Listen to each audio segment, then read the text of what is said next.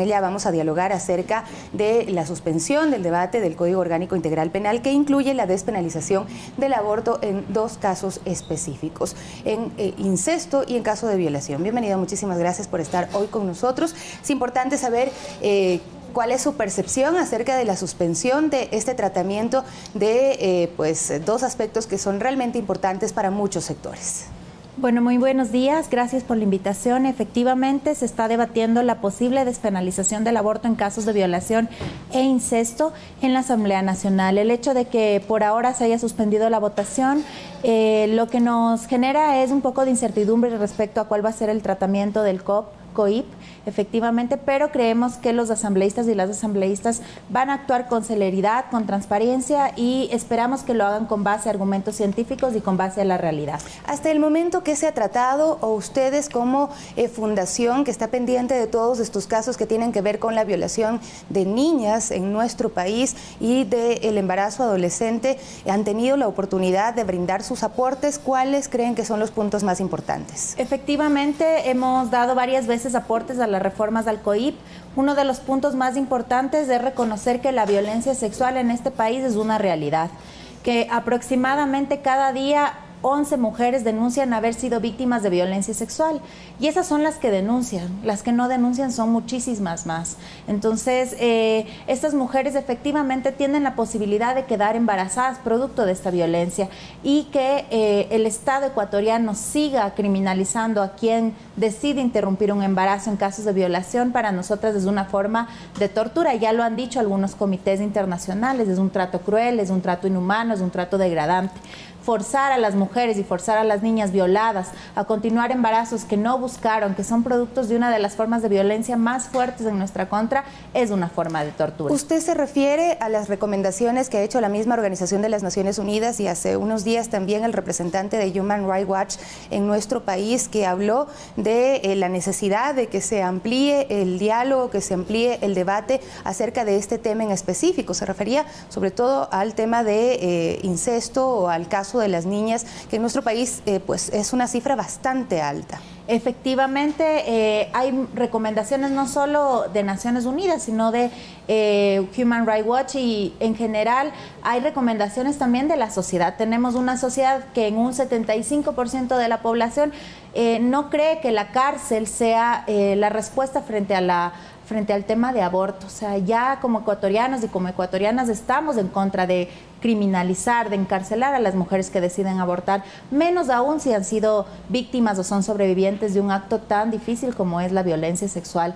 Entonces, efectivamente, también una de las reformas que se debate es el tema de tipificar el incesto. ¿Y por qué es importante que esto suceda? Porque en el Ecuador la mayoría de las violaciones y la violencia sexual se ejerce principalmente en los círculos de confianza y en los círculos cercanos, y quienes son los principales agresores de las niñas y de las mujeres están necesariamente en su familia, por ejemplo, son sus padrastros, son sus padres, son sus abuelos, sus tíos. Entonces, reconocer que esta es una forma de violencia que tiene una especificidad y que requiere una pena concreta también es necesario. Esas son las reformas que se están debatiendo. Parecería que hay acuerdo en muchos sectores de la sociedad, incluso, y entendemos también en los asambleístas, en dejar en claro de que estas violaciones son repudiables y de tratar este tema con fortaleza. Sin embargo, las consecuencias no son bien entendidas por todos los sectores. Ayer vimos que fuera de la asamblea se quedaron ustedes que están a favor de la despenalización del aborto, pero también otros grupos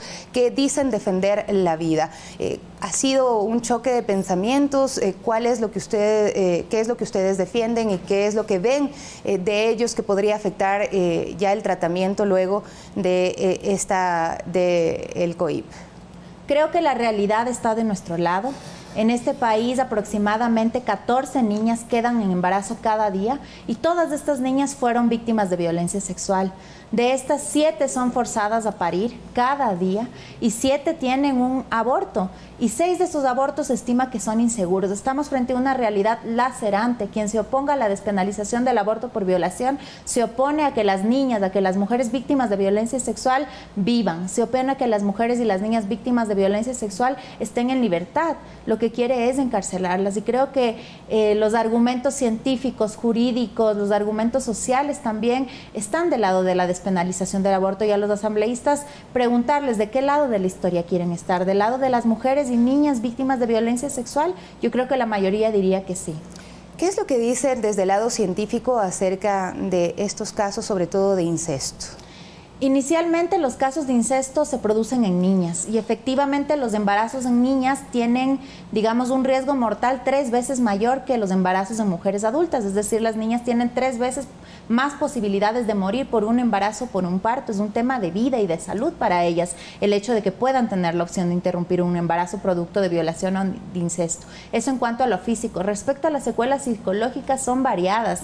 Las niñas tienen intentos de suicidio, por ejemplo, que amenazan contra su vida por el tema de haber sido víctimas de violencia sexual. Muchas tienen trastornos alimenticios, secuelas psicológicas a largo plazo. Entonces, despenalizar el aborto por violación es nada más una medida que permitirá reparar de alguna manera la violencia que ellas han vivido y darles opciones. Eso es importante, que tengan la opción de decidir sin verse amenazadas con la cárcel en caso de que opten por un aborto. Es lo que estamos discutiendo. Se ha discutido también pues lo que sucede alrededor de estas realidades. ¿Qué pasa con los violadores? ¿Qué pasa con la prevención de este delito? Efectivamente, como organizaciones sociales nos encontramos trabajando porque el aborto por violación es una medida de reparación, pero todavía el problema de la violencia sexual sigue existiendo. Lo que es importante decir es que necesitamos, por ejemplo, que se implemente la ley de prevención de violencia, que existe ya desde hace algunos años, que en los territorios efectivamente los gobiernos descentralizados se hagan cargo de generar las juntas de protección de derechos de las mujeres, que efectivamente la Fiscalía responda oportunamente a las denuncias que ya tiene. Sabemos que la violencia sexual es uno de los hechos que menos se denuncia, y esto tiene relación con la desconfianza que tenemos en el sistema de justicia. Se estima que aproximadamente el 11% de las violaciones llegan a tener una denuncia, y de estas menos del 1% llega a tener una sentencia. Eso según datos de la Fiscalía. Entonces necesitamos generar todavía un ambiente para que las víctimas de violencia sexual, las sobrevivientes de violencia sexual, sientan confianza y acudan al sistema de justicia. Pero ¿cómo tratar esto si sucede dentro de un núcleo familiar donde el Estado no llega fácilmente? Efectivamente, creo que hay que dar herramientas a los niños, a las niñas, a las madres, a los padres de familia. Muchas veces no se llega a reconocer, digamos, la violencia sexual porque no se ha tenido de ninguna manera una educación integral de la sexualidad. Esa también es otra demanda. Cuando las mujeres, cuando las niñas logran tener educación integral de la sexualidad, es una estrategia de prevención porque aprenden a reconocer, digamos, lo que está bien, lo que está mal, aprenden también a nombrar las cosas como son. Y entonces el Ecuador todavía tiene esa deuda pendiente. Dar esas herramientas en algunos casos que nosotras hemos defendido legalmente ha permitido, por ejemplo, a las mamás reconocer que sus hijas son víctimas de violencia sexual. En uno de los casos, nosotras veíamos que toda la familia había vivido violencia sexual por el mismo agresor que estaba dentro de la familia, y cuando pudieron denunciar fue cuando la mamá había ido a algunos talleres para padres en donde recibía educación integral de la sexualidad. ¿Qué está sucediendo actualmente con las mujeres que son violadas, con las niñas que son violadas y resultan embarazadas? ¿Qué opciones tienen? Por ahora, obviamente, tienen la opción de continuar con el embarazo como la única opción, digamos, legal en este país. Muchas son forzadas a una maternidad que no buscaron, que no desean, que pone en riesgo su salud, que pone en riesgo su vida. Y algunas también optan por un aborto en la clandestinidad, que muchas veces es inseguro. Es por eso que Ecuador sigue siendo uno de los países con mayores índices de mortalidad materna. Las mujeres y las niñas en este país mueren y se enferman gravemente por complicaciones relacionadas con abortos inseguros.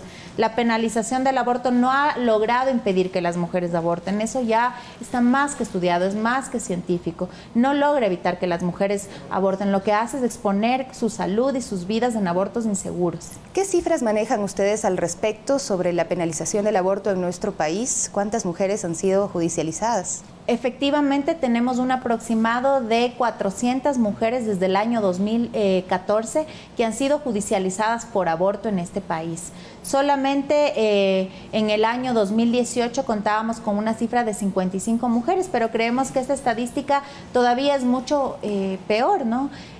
Para las mujeres ser denunciadas en un hospital, por ejemplo, que es el lugar en donde más se denuncia, implica también el miedo de no querer ir a este lugar para recibir atención médica y aumenta el índice y la posibilidad de la mortalidad materna. Si yo tengo miedo a ir a un hospital porque pienso que me van a denunciar, dejo de ir y no recibo la atención que necesito y en consecuencia mi salud y mi vida corren peligro. Entonces, eso es lo que genera la penalización. ¿Esto no se solucionó un poco con la alternativa o más bien la obligatoriedad de que los médicos no denuncien a las mujeres que llegan con un aborto en curso?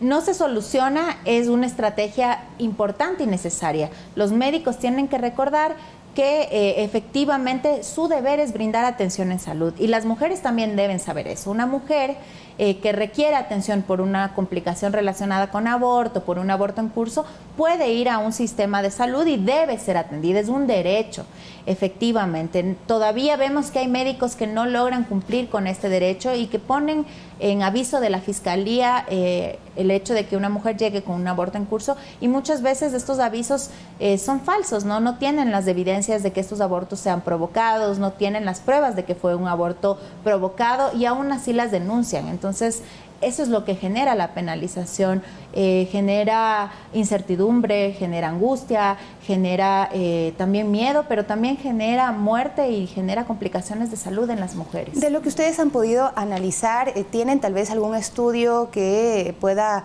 marcar una referencia en torno a lo que sucede con el maltrato infantil en casos de pues niños que han nacido producto de violaciones o con el abandono también de niños que van luego a orfanatos? Efectivamente hay pocos estudios respecto al tema. Lo que nosotras sí conocemos de primera mano, por ejemplo, son las secuelas físicas y psicológicas que tienen las niñas que han sido forzadas a la maternidad y también sus hijos. Hay que hablar de que ellos también tienen problemas, por ejemplo, en el crecimiento, problemas en el desarrollo. Muchas veces son víctimas de violencia por parte de las niñas porque no están preparadas para ejercer una maternidad a tan cortas edades. Entonces, efectivamente lo que buscamos son opciones con la despenalización del aborto por violación, que ninguna mujer ni ninguna niña que ha sido víctima de violencia sexual sea encarcelada o sea criminalizada o ponga en riesgo su salud y su vida en un aborto inseguro o clandestino. Buscamos que pueda acceder a esta opción y que sea legal y eso generará en ella también un proceso de reparación frente a la violencia que ha vivido. ¿Qué expectativa tienen ustedes de lo que ocurra ya en el tratamiento de este cambio en la normativa con los asambleístas? ¿Cómo han visto las reacciones de los distintos bloques? Nosotras creemos que va a ser positiva la votación a favor de las mujeres y de las niñas y hacemos un llamado a quienes todavía no han tomado una decisión. Las mujeres y las niñas de este país son víctimas de violencia sexual, las violaciones producen embarazos y forzar a una mujer, a una niña a continuar un embarazo producto de esta violencia es una forma de tortura. Asambleístas, estén del lado de las mujeres y las niñas, pónganse del lado correcto de la historia y voten con base a la realidad. Hay que decir que en nuestro país el aborto está permitido en un caso específico, es decir, el aborto se produce, se da y está médicamente aceptado también en una causal determinada. ¿Por qué cree que hay tanta resistencia para aceptar la otra que se plantea? Bueno, el aborto en este país está permitido en 3 causales, en causal salud, en causal vida y también en caso de una violación a una mujer con discapacidad mental. Esta ley es discriminatoria porque si tú no tienes discapacidad mental y eres víctima de violencia sexual, no puedes acceder a un aborto legal. Entonces, yo creo que existe resistencia porque no se logra entender qué está detrás de la despenalización. Detrás de la despenalización no está la obligatoriedad de ninguna mujer de abortar, más bien está la libertad de decidir. Entonces, yo creo que tenemos los argumentos suficientes para ponernos del lado correcto de la historia y a los asambleístas nuevamente un llamado. Las mujeres y las niñas esperan una respuesta contundente, esperan tener alternativas frente a la violencia sexual y frente a estos embarazos producto de violación. Muchísimas gracias por acompañarnos el día de hoy. Bueno, esto está en manos de los asambleístas, pero sin duda también es importante la participación y la concienciación en la ciudadanía. Nosotros hacemos una pausa después de haber conversado con Verónica Vera, coordinadora de la organización Surcuna, y enseguida regresamos con ustedes con más de Primera Impresión. Quédese con nosotros.